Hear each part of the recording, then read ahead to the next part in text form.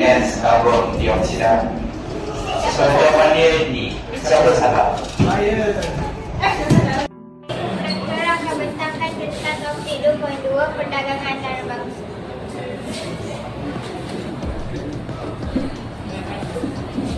2.2.1 perdagangan antarabangsa. Perdagangan antarabangsa merujuk kepada urusan jual beli barang dan perkhidmatan antara sebuah negara dengan negara yang lain. Rehan, aku kurang faham lah pasal tajuk pembiasan ni. Boleh tolong terangkan? Alah, topik pembiasan ni senang je sebenarnya. Magic tak? Okay. Sekarang kita tengok pembaris ni straight je. Kita masukkan pembaris ni dalam air. Oh, itu pembiasan ke? Ya, betul. 爱之心理，不要玩哦，还有起床气哦。一拔起东西的时候，我不敢帮你，还是要装求一下。Dua X kuasa 2. So, you start in nilai ni masuk yang tadi formula saya cakap.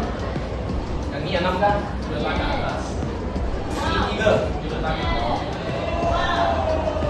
Why?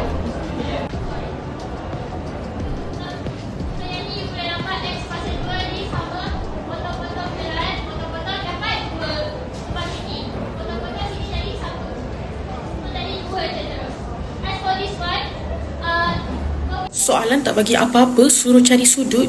Jom, matematik tingkatan 2 bab yang keempat, poligon.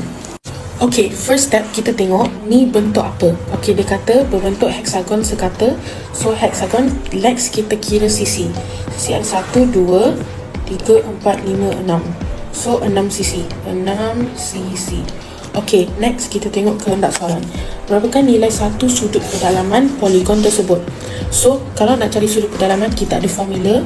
Formula dia N tolak 2 darab 180 bagi dengan N. N ni apa? N ialah bilangan sisi. So, kita ada berapa sisi? 6. So, N sama dengan 6. So, 6 tolak 2 darab 180 bagi 6. Awak akan dapat 120.